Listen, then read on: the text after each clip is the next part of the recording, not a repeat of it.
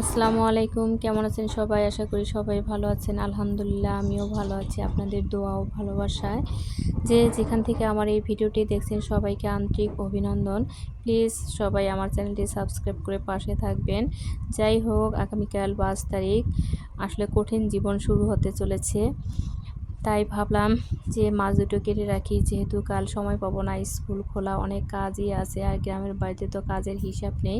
মে মাসের কাজের হিসাব করতে গেলে আসলে দিন চলে যাবে, কাজের হিসাব দেওয়া সম্ভব নয়, অনেক কাজই থাকে। আবার যদি কেউ চাকরি করে মহিলা মানুষ, তাহলে তো আবার কঠিন বিপদে পড়ে যায়।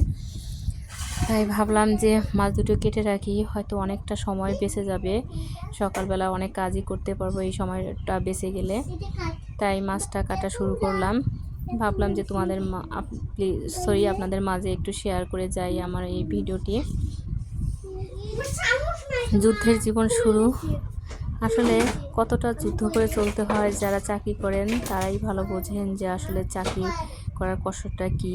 বিশেষ করে মেয়েদের জন্য, ছেলেদের জন্য নয় সেটা। ছেলেদের তো সব কিছু রেডি থাকে, বাসায় এসে খেয়ে ঘুমাতে পারে, রেস্ট নিতে পারে, কিন্তু আসলে মেয়েদের জন্য তা নয়। বাসার সকল কাজও করতে হয়, আবার স্কুল থেকে এসে আবার কাজ শুরু। এটাই হলো মেয়ে মানুষের জীবন। আবার বাচ্চা তো আছে, বাচ্চাকেও সামলাইতে হয়।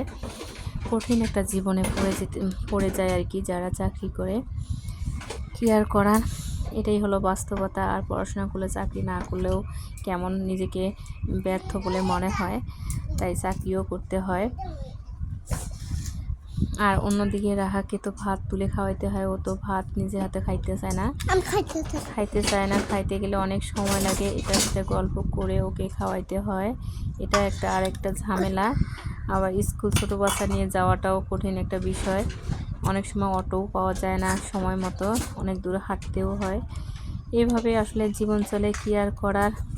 এটাই হলো মেয়ে মানুষের হয়তো জীবন, অনেক কষ্টের।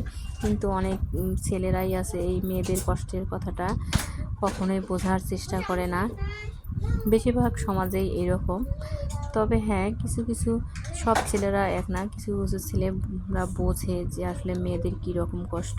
আজ এই পর্যন্তই বন্ধুরা, আল্লাহ হাফেজ, ভালো থাকি।